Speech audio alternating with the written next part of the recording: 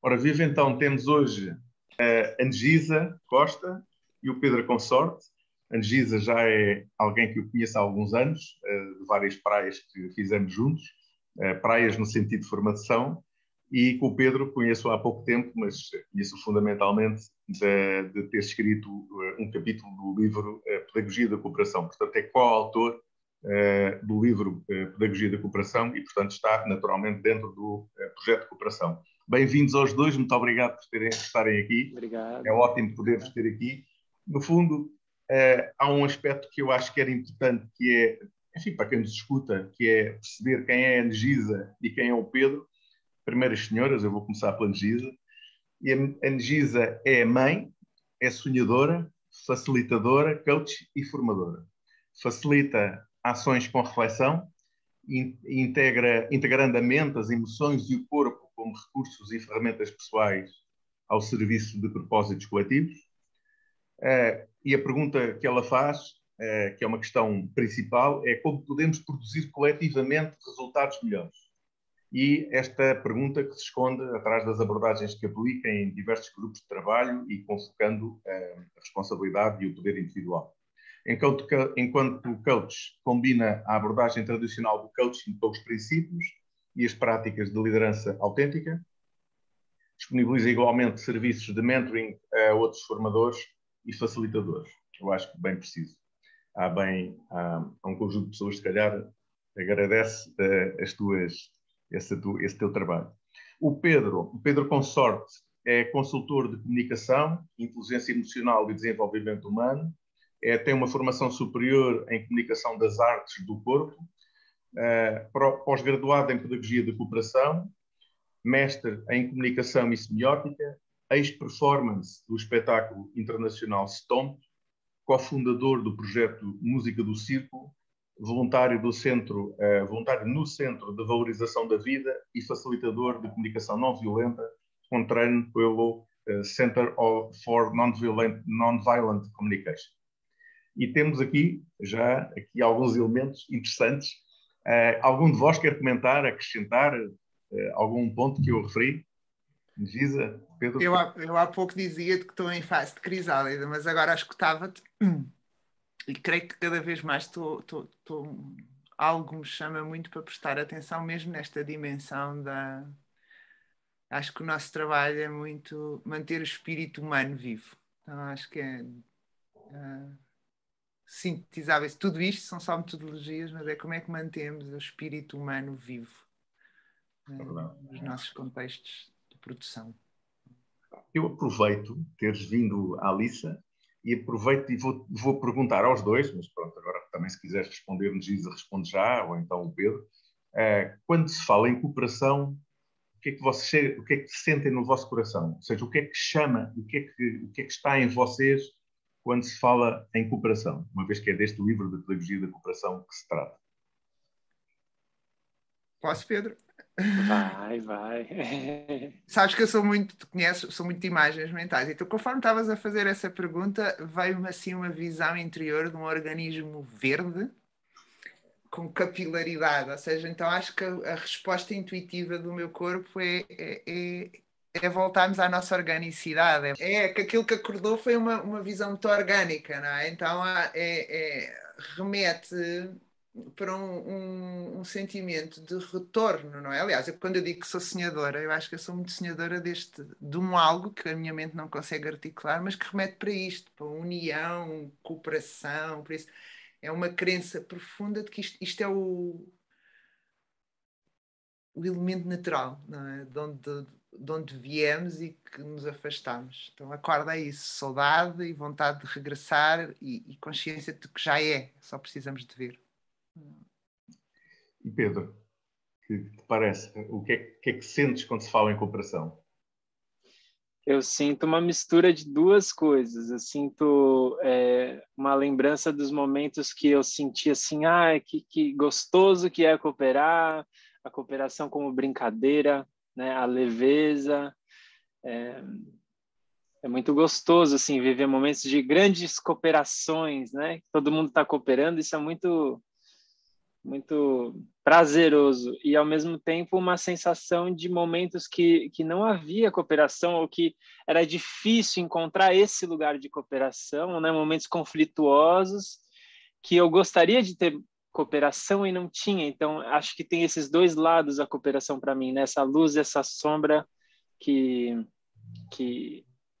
fazem parte desse processo, né? De buscar a cooperação e de, quando conseguimos, viver os prazeres da cooperação, né? Eu acho que é super interessante teres trazido esse lado da sombra e da luz, porque eu sinto exatamente isso. Acho que, de facto, a cooperação tem as duas coisas e estão presentes naturalmente. Portanto, ou seja, quando se fala, eu vou tentar falar mais devagar, Pedro. Quando se fala em cooperação, normalmente pensa-se sempre num lado positivo, mas, de facto, há o lado sombra. E, nesse aspecto, eu acho que eu falava com alguém, que agora não importa estar a referir quem era, mas não é relevante, mas ele dizia: há um cuidar do grupo prévio ao encontro, um cuidar prévio do grupo, que é fundamental. Portanto, há um trabalho do próprio facilitador no sentido de cuidar de um grupo que ainda não teve um contacto com ele como grupo. E, por outro lado, há o próprio facilitador que necessita de estar bem íntegro, bem equilibrado, diria assim, para escorrer das suas competências para, em determinados momentos mais difíceis ou mais sinuosos no comportamento do grupo relativamente às propostas que o próprio facilitador faz, é preciso que haja uma ancoragem do próprio facilitador. Não é fácil gerir um grupo e conseguir a cooperação, que parece uma coisa tão simples, mas realmente é muito fácil. Eu gostava de ouvir neste ponto, que eu acho que é super interessante e acho que toca muito nestes pontos que o Pedro fala e que eu acho que é muito importante trazer esse lado de sombra e o lado de luz, do lado de sol, o lado de esplendor, mas é importante trazer essas duas vertentes. Acho ótimo. Obrigado, Pedro. Eu, enquanto escutava ao Pedro acordou-me uma coisa. Se calhar foi... Eu acho que busco tudo isto que é rumo à cooperação, união e este caminho pela experiência ao meu redor de ver desunião, de ver conflito. Não? E aí lembra-me a realidade última, remete-me para este algo que me estou sempre a recordar, que a realidade última é movimento, é nem estar numa polaridade, nem estar na outra, é este. Porque depois, ao escutar-te, acordaste algo que para mim é muito perigoso, que é as pessoas assumirem que na cooperação não há conflito, na cooperação não há tensão, na cooperação, quando às vezes, e nesse trabalho de facilitação, é às vezes a capacidade de perceber que está ali um tema tenso e não fugir dele e pô-lo ali, não é? Okay. São aqueles momentos de buraco da agulha, não é? E que tu não sabes o que é que vai acontecer, não é? Mas sabes que aquela energia tem que ser transmutada, não é? Então, eu diria que às vezes a maior sombra da cooperação, colaboração, é esta assunção de que é a ausência do seu oposto. E tudo na vida é fratal, não é? Tem o oposto dentro de si próprio. Não é? Exato. Eu acho que esse ponto que você trouxe, Indisa, é muito legal, assim, muito... Vocês usam legal em Portugal? Vocês falam legal? Ah, legal. Então, é um ponto muito importante, assim, porque muitas vezes eu acho que culturalmente a gente constrói a imagem da cooperação como uma imagem romantizada, no mau sentido do romance, né? Numa ilusão, numa utopia, no sentido de ausência de conflito. E aí, quando o conflito acontece, é como se a gente tivesse errado em alguma coisa. Onde é que falhamos? Onde que fracassamos? Né? Porque, afinal de contas, existe o conflito. Então, às vezes, a aparição de um conflito nos faz concluir que erramos em algum lugar. E eu gosto dessa outra abordagem, que é o conflito faz parte da experiência humana, né? E ele, quando a gente abraça o conflito dentro do processo colaborativo, ele deixa de ser um monstro, a gente consegue olhar para ele e falar, bom, Então, a partir desse conflito, como a gente colabora, né? E tem uma outra coisa que eu acho muito interessante também, que é a imagem que a gente tem de competição e de colaboração. Porque muitas vezes, no senso comum, né, culturalmente, quem está pensando em desenvolvimento humano, né, geralmente associa a colaboração a uma coisa boa, uma coisa que nos ajuda como humanidade, e competição é uma coisa que é tóxica, que nos destrói, né? E eu gosto também de pensar assim, tá, mas a colaboração a serviço de quê e a competição a serviço de quê? Porque a colaboração, por exemplo, existem vários tipos de colaboração acontecendo nesse exato momento, inclusive colaboração de grupos, colaboração de membros de grupos para dominar outros grupos. Existe uma colaboração incrível no processo de dominação. Se não houver colaboração ali dentro daquela bolha, né, esse grupo não domina aquele. Então, esse é um tipo de colaboração que, para mim, não é bom para nós como humanidade, né? E, ao mesmo tempo, existem competições acontecendo nesse exato momento que são competições muito saudáveis. Por exemplo, competição de projetos de transformação da desigualdade social. Se a gente vê qual é o melhor projeto, qual vai ser o projeto que vai mais ajudar as pessoas, ajudar a gente como sociedade a cuidar do meio ambiente, cuidar do clima, né? Cuidar das pessoas que estão desprivilegiadas. Então, eu gosto também de brincar um pouco com essas outras perspectivas em relação à colaboração e à competição, né? Para a gente se perguntar a serviço de que está esse processo. E esses são 2 pontos aí que eu fiquei com vontade de trazer. Eu estava a ouvir. Eu há pouco, quando estavas a explicar o que eu fazia, eu danço sempre muito o trabalho colaborativo e a temática da liderança individual, da autêntica responsabilidade. Então, toda esta temática é quase como se fosse ou uma moeda ou um ato, não é? O individual e o coletivo, duas danças, 2 lados do mesmo. E é aí que eu, pessoalmente, eu meto a competição no domínio individual. Competir com a nossa, é tipo higher self e lower self, não é? Para mim, a competição, o objeto da competição devemos ser nós próprios. Eu, pessoalmente, e posso vir a mudar, estou continuamente a aprender lições, e os tempos estão intensos de aprendizagens de lições. Eu ainda tenho, e se calhar também muito porque me inspira para aquilo que faço, tenho contração no corpo quando ouço a palavra competição, fora deste domínio de competir comigo mesma, com a minha versão anterior. Não, porque eu vejo a competição quase como um mecanismo de energia interna que depois pode vir para fora. Tenho alguma dificuldade em enquadrar a competição em dinâmica de grupo. Algo pode-me estar a escapar e tenho a certeza que vem de uma experiência muito pessoal. E a cooperação, para mim, é tanto melhor quanto nós fizermos melhor este domínio da competição internamente. Não é?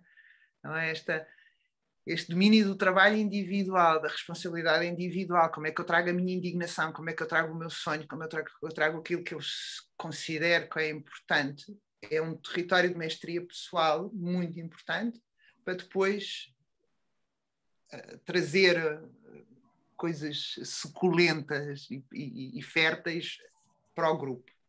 Vejo um bocadinho a dança assim, da competição e da cooperação. Vou aproveitar, já agora vou só mostrar o livro, estamos a falar do Pedagogia da Cooperação, este livro maravilhoso, escrito por um coletivo, entre os quais o Pedro faz parte desse coletivo, mas pronto, à parte desta mostra do livro, só para se perceber que há aqui um elemento físico, eu gostava de trazer na sequência da escuta àquilo que vocês trouxeram, há alguns propósitos interessantíssimos do meu ponto de vista que estão no livro, que são o desapego e o voo da renovação da águia. Eu só vou ler as palavras e depois os leitores vão tomar essa liberdade de pegar no livro, de esfolhá-lo, ler com calma, e vou só ler as palavras que são essenciais. O desapego, a integridade, a plena presença, a abertura para partilhar. E, portanto, são estes elementos que são o propósito. Eu não me canso de repetir isto em cada vez que nós temos conversas, porque acho que isto não é só uma questão de ser delicioso, para mim mas é delicioso, mas tem muito, há muito de profundidade nestas palavras e, portanto, alguém que queira, de facto, praticar a cooperação tem que ter presente o desapego, a integridade, a plena presença e a abertura para partilhar para além disso, também é importante ter presente os princípios que vêm no próprio livro, que é o princípio da coexistência, da convivência, a cooperação e a comunidade.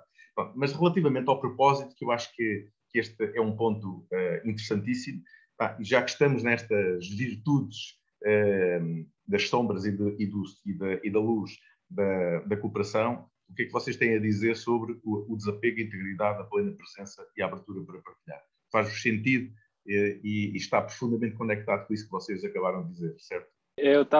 Enquanto eu te ouvia, Gabriel, eu estava pensando que esse é um convite da pedagogia da cooperação, né? Um lembrete de como que essas virtudes ajudam a gente a aumentar as chances de cooperar, né? Às vezes, quando a gente vive uma experiência de facilitação da pedagogia da cooperação, esses lembretes são trazidos verbalmente ou através de dinâmicas, né? Vamos nos lembrar dessas virtudes. E o simples fato de verbalizar que eles ajudam a gente faz as pessoas se conectarem com ele, lembrar, desapego é importante, a presença é importante, né? São lembretes que ajudam muito, assim. E aí eu estava pensando que essa é uma responsabilidade, a responsabilidade de cultivar essas virtudes é uma responsabilidade individual de cada pessoa, mas também é uma responsabilidade coletiva, né?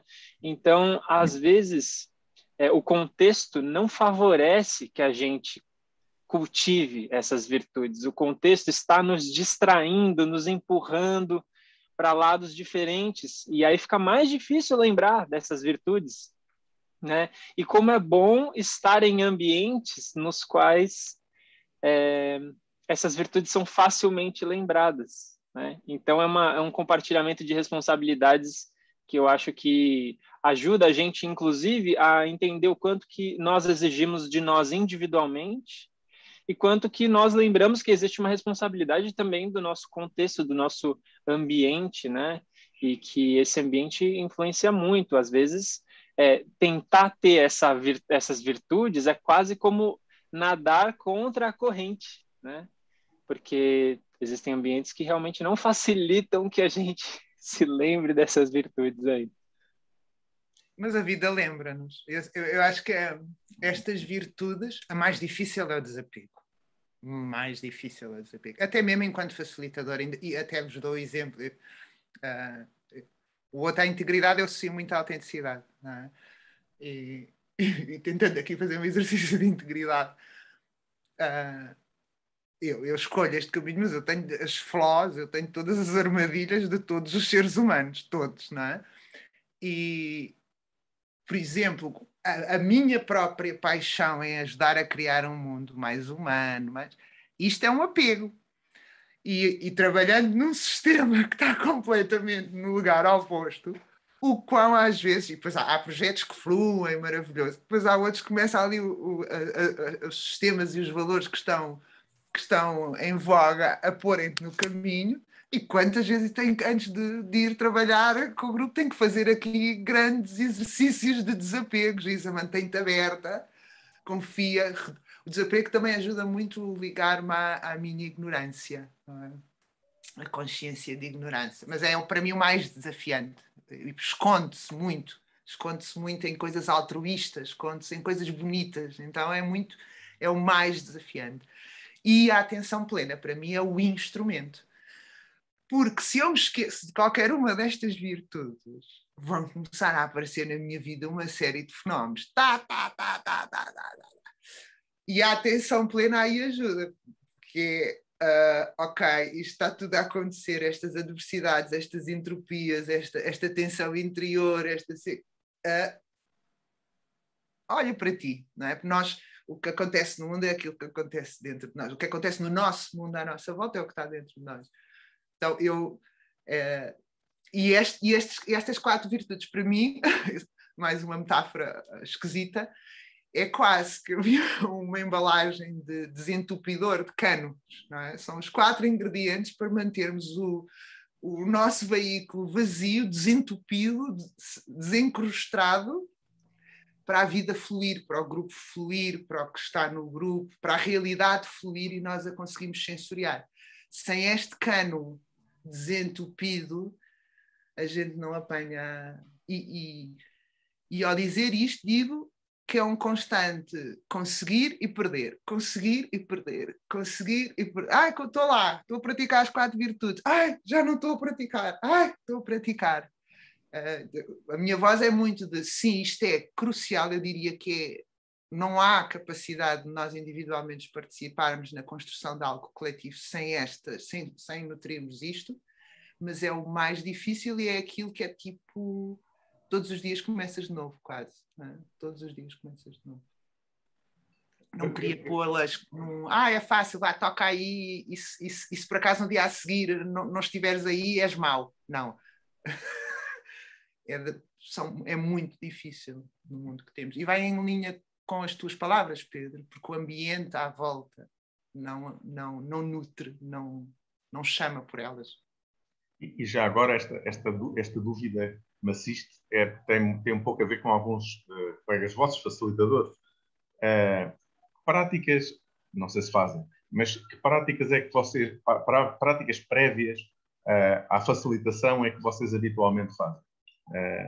Com certeza que vocês têm que ir preparados, não é? Muitas. Todos os dias de manhã tenho a prática e do rezo, e há um mantra particular que eu gosto muito, que é muito o dar a boas-vindas ao dia, mas não só o fluffy bonito. É esta unidade que tem sombra e tem luz, que tem as duas coisas. Então tentar começar sempre o dia com consciência disso. E depois um outro mantra muito pessoal, que é esvazio de mim para encher-me de nós. E a respiração e o momento de quietude, nem que sejam 5 minutos ou 3 ciclos de respiração mesmo.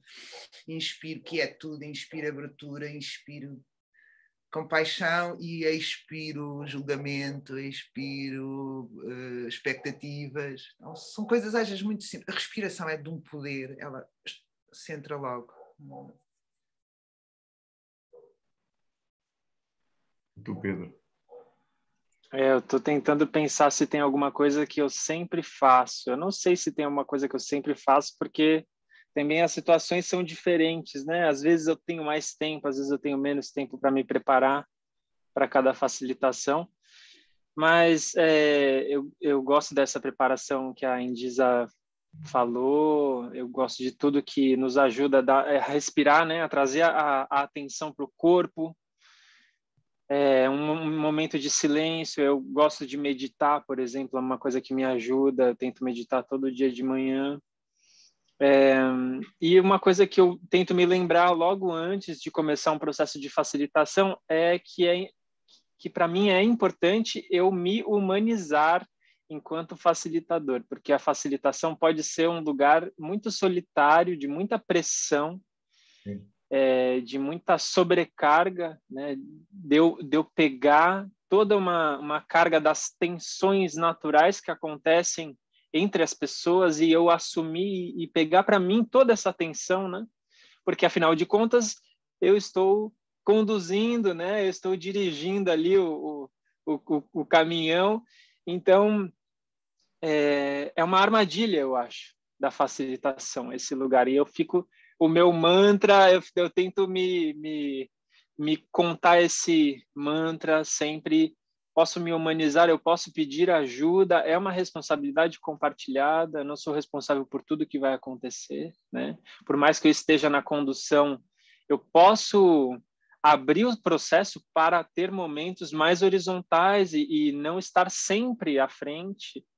E isso, para mim, me ajuda, assim. E, às vezes, quando eu vou facilitar um processo que eu já estou sentindo uma tensão extra, às vezes eu peço até uma conversa com outras pessoas que eu já sei que têm uma escuta mais empática, para fazer uma sessão de escuta empática mesmo, para conseguir botar as minhas tensões para fora ali e tentar olhar para as minhas tensões, para os meus medos, né, para aquilo que já está muito latente dentro de mim, porque assim eu consigo abrir um pouco mais de espaço. E aí, através da escuta empática, que também faz parte aí do tema que eu escrevi, né, no livro da comunicação não violenta, esse recurso para mim é muito precioso, assim, muito valioso, porque aí eu abro espaço e aí chego na facilitação com outro tipo de presença. Acho que tem vários recursos possíveis, né? E essa troca, o que cada um faz, o que cada uma faz antes de entrar na facilitação, eu acho que essa é uma pergunta muito, muito boa, porque a gente vai descobrindo as estratégias, né, de cada pessoa. E sugestões são sempre muito bem-vindas, né? Estavas a falar e estava até o próprio, quando estou a preparar o espaço, chama amor, tolerância, compreensão, logo ali eu criar um espaço muito. E uma das metodologias que eu uso muito disfarçadamente são as constelações sistémicas e que trabalhamos com o campo. A intenção é uma coisa poderosa. A intenção clara é uma coisa poderosa. E depois, quando estavas a ouvir falar agora, Pedro, estava-me a lembrar de um que também, e tem estado muito presente, porque os tempos estão muito tensos, que é e tu conheces, Gabriel, que é o Fourfold, o caminho quádruplo, não é? Da Art of Hosting, que é anfitriar-me a mim mesmo, deixar-me ser anfitriada, anfitriar o outro, ser parte. Não é? E isso, quando discutava, se eu preciso, se eu estou com uma tensão no grupo, o melhor movimento para um facilitador é fazer isso mesmo. Olha, eu estou a viver isto, pô-lo aqui em cima, não é? Então ele deixa de estar a entupir o cano. Não é? Eu já estive em algumas formações contigo e algumas que foste tu a facilitar, ou pelo menos parte dela, e tu, de facto, tens essa qualidade de exibir a vulnerabilidade que acaba por ser surpreendente para quem está, enfim, está nessa formação ou nesse momento de formação, formativo, e de facto é super interessante porque se desencaixa naquilo que é a normalidade dos formadores, e isso é super interessante porque de repente a pessoa, eu estou aqui, mas eu também sou corresponsável por esta pessoa que está aqui a trabalhar, a fazer alguma coisa por mim. E é importante que nós pensemos que o facilitador não é alguém que está ali a debitar não sei o quê, não interessa nada. É alguém que está a viver tão intensamente como eu, num papel diferente, mas que está a tentar informar, passar, indicar alguns aspectos, alguns temas que são interessantes para ambos, não só para o formador, que não está a falar sozinho. E neste sentido, eu só, enfim, nós vamos falar mais uns 5 minutos, mas neste sentido eu diria que há aqui um aspecto também super interessante no livro que eu gosto sempre de trazer, porque gosto de ouvir o que vocês têm para dizer, que é as 7 práticas. Já agora aproveito para dizer que este livro, antes disso, este livro toca num conjunto de processos, jogos cooperativos, danças circulares, aprendizagem colaborativa, a comunicação não violenta, que o Pedro escreveu, o diálogo, que também é uma coisa super interessante para mim, a transformação de conflitos, o Open Space, o World Café, Incarnate City, enfim. E, portanto, tem aqui um conjunto de práticas que vale a pena conhecer. Mas há um aspecto que é subjacente a estas práticas ou processos, como é chamado no livro, que são aquilo que o livro chama as práticas, as 7 práticas, que é quando nós estamos com um grupo, é o conectar, isto é, fazer contacto, não é? Portanto, estabelecer o contacto com a pessoa, estabelecer o contrato, compartilhar as inquietações, fortalecer alianças e parcerias, reunir soluções comuns, realizar projetos de cooperação, naturalmente é cultivar essa cooperação, e celebrar. Celebrar, que eu acho que é importantíssimo, do meu ponto de vista, e acho que é importante que o facilitador sinta essa celebração e que, de facto, seja genuína e importante. O que é que trazem dentro da vossa formação e do vosso trabalho? Como é que vocês sentiram estas 7 práticas que vêm no livro da Pedagogia da Cooperação? Gisa.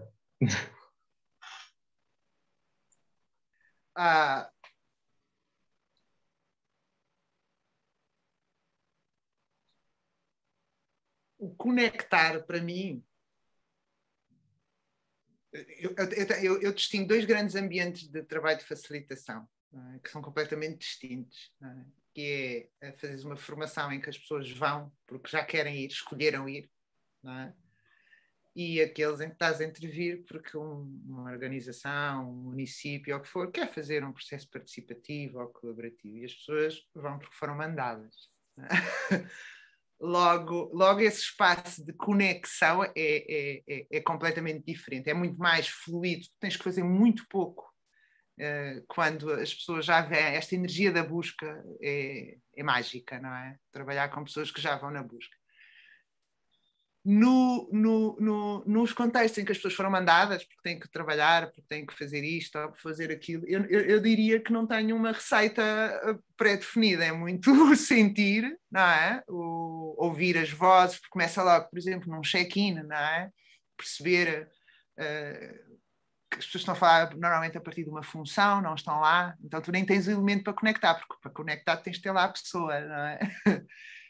Então passa muito em antes de conseguir chegar à conexão, eu tenho que ter agora a imagem que está a ver é tipo do Star Trek, os teletransporte, não é? Conseguir que as pessoas estejam ali inteiras, não é? Como mães, pais, filhos, avós, cidadãos, sonhadores, e não só como o administrativo ou o responsável de marketing, não é? Super interessante teres trazido isso. São 2, e aí vou centrar-me um bocadinho então no conectar, que é neste território muito mais hostil, muito mais sem vida, não é? Que o grande trabalho é como o trazer as pessoas, não é? E depois a própria dança, no convidares a pessoa e percebes que a pessoa não quer vir, ela não quer, então tu vais ter que arrancar às tantas com o grupo, com pessoas que já puseram uma perninha pessoal, outras que não puseram uma perninha pessoal, então tu és capaz de passar 2 ou 3 sessões que ainda estás no conectar. Lá está aqui o elemento fractal também, não é? Tens que continuar, porque há este tempo linear, há este trabalhar no sistema como ele é. Então é fractal, tu estás sempre atento está aqui mais do pai, da mãe, do cidadão. Então, para mim, este elemento do conectar é isto que desperta. Vai puxar pela resiliência do próprio formador. Sim, é uma dança, tu sabes, né? É uma dança. Depois também eu gosto da palavra do tato e do contrato, né? Porque depois também temos de ter cuidado como tocamos as pessoas, não é? Porque mesmo na sua dureza aquilo é um cristal, não é? Então tu tens, já não posso empurrar mais, tem que acontecer algo. Aí depois é muito, depois há o limite do que tu consegues fazer, não é? Depois é tipo, ok, então como é que o grupo, neste que já trouxe mais um bocadinho pessoal, como é que o próprio grupo que traz os elementos dos outros para os outros conectarem. Isso socorre muito do grupo. Porque lá está, porque eu acredito sempre que está sempre aquela elemento, eu acredito na bondade básica que reside dentro de todos nós. Está cheio de camadas de coisas. Então eu diria que este processo de conectar é trazer à superfície esta humanidade, que as pessoas estão desconectadas, elas acham inadmissível elas terem opinião pessoal, e ajudar a quem tem a coragem de trazer a ligar os outros, não é? É quase uma velinha, olha, a minha vela acendeu, deixa-me ir acender a tua velinha. É? E vamos calar, não vou falar mais das outras para dar espaço ao Pedro para falar. Estás à vontade. Interessante.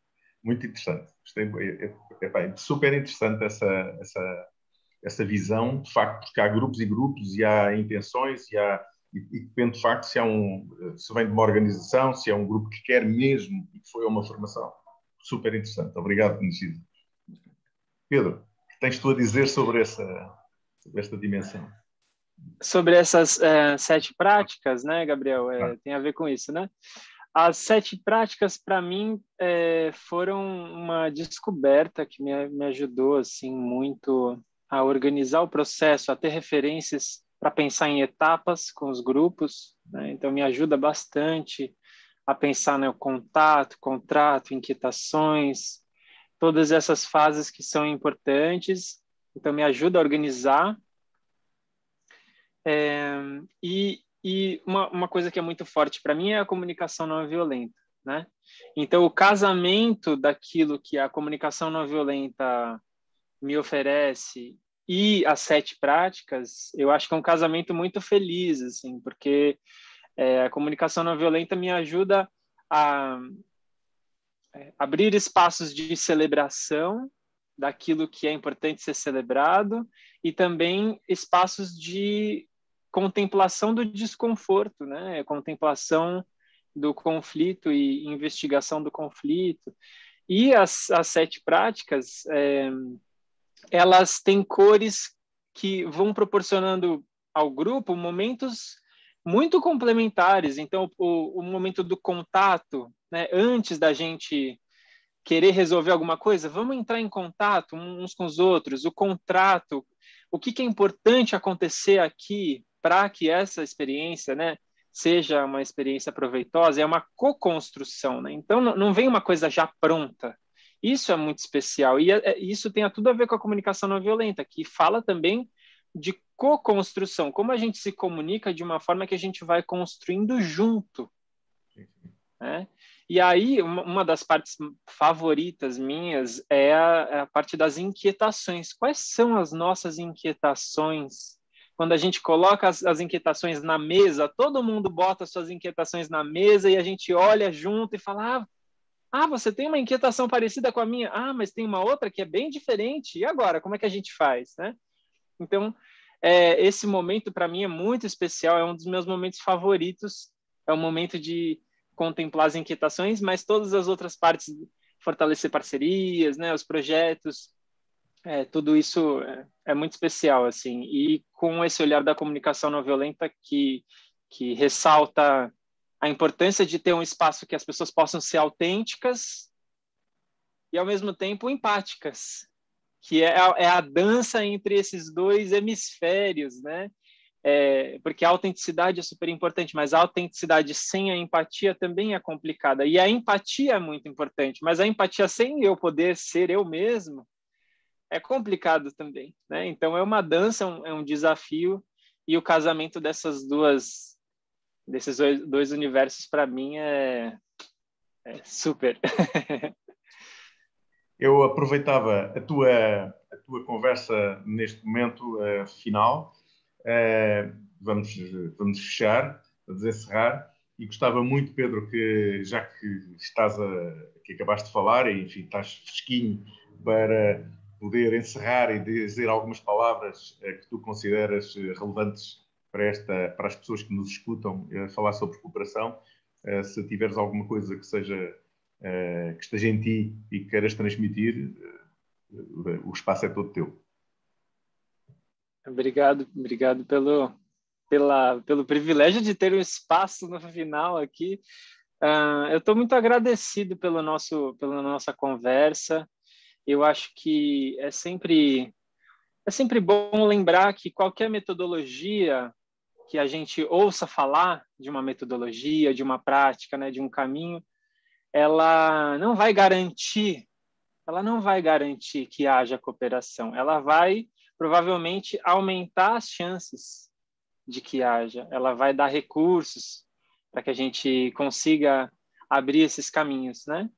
Mas a cooperação, eu acho que ela vale a pena, assim, por mais que em alguns momentos a gente esteja meio desesperançoso com as notícias, com os relacionamentos, eu acho que vale a pena, e eu acho que vale a pena nós nos inserirmos em ambientes que nos lembrem que vale a pena quando a gente ficar desesperançoso.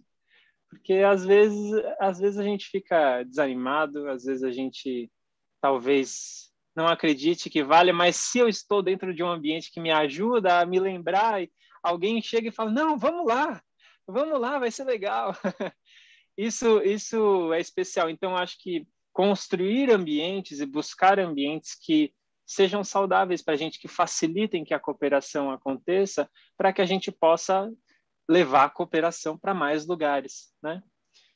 Então, acho que é a minha experiência pessoal, não é nenhuma verdade absoluta, mas é o que eu tenho vivido e fico grato por compartilhar com vocês. E quem quiser entrar em contato, tirar qualquer dúvida, eu estou sempre disponível e respondo assim que possível. Obrigado, Gabriel, pela sua condução aí. Obrigado, Engisa, pela Obrigado, sua Pedro. parceria nesse papo. Então, Gisa, o que tens tu a dizer? Eu tenho a dizer, a agradecer, e já estou com o sabor de... sabes quando comes um bolo de chocolate e já acabou e queres mais? Conversas, não é? Eu gosto muito de boas conversas, sou de águas profundas, não é? Gosto de mergulhar nas coisas. Por isso saio daqui com imensa satisfação e com gratidão. Gostei imenso de ver, nós já nos conhecemos há alguns anos, mas já não nos víamos há imenso tempo. Foi um prazer conhecer-te, Pedro. E para quem nos está a escutar, eu estava a te escutar, Pedro, e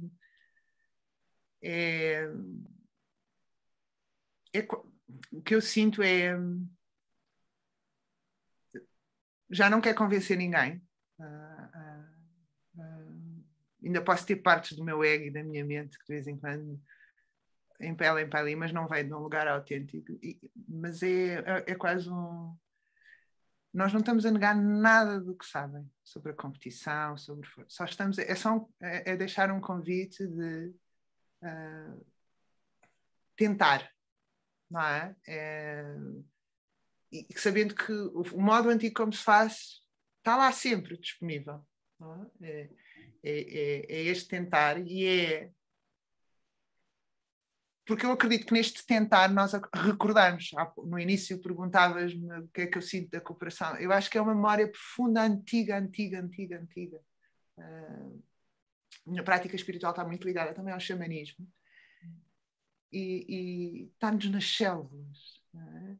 Tudo o que evoluiu neste planeta, neste cosmos, é este encontro e este ser. Então é um convite à experimentação. Eu acho que não temos nada a perder.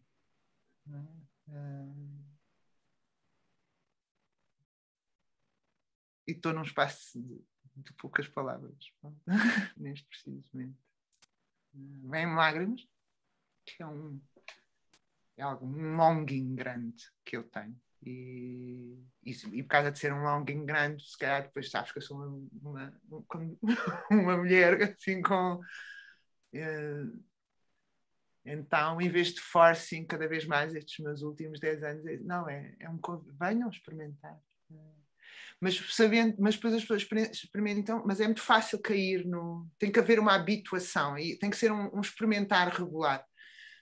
Porque está tão automatizado o outro modo, que mesmo que a gente experimente uma vez e fique maravilhado e saia a celebrar e sinta-se expandido, a maior parte da memória no nosso corpo é do resto, não é? Eu tenho 45 anos, comecei isto há pouco mais de 10, eu ainda tenho 35 anos para arrepiar caminho, para ganhar uma memória inteira de que a natureza da vida é esta, não é? Então é um convite, é uma partilha, é um rezo, deixa um rezo, quase, de que não temos nada a perder em experimentar. Gostei da tua expressão, que és uma mulher, a dizeres que és uma mulher de águas profundas. Eu também acho que és. Acho que és uma mulher de águas profundas. Já tivemos em algumas formações em que eu te vi como uma mulher de águas profundas. E, portanto, eu corroboro inteiramente. Muito obrigado, Gisa. Muito obrigado, Pedro. Não. Obrigado a quem nos escutou. Acho que foi uma conversa super, super interessante, com duas pessoas super, super interessantes, a Gisa e o Pedro. 3 pessoas super, super interessantes. Obrigado. Até breve. Obrigado.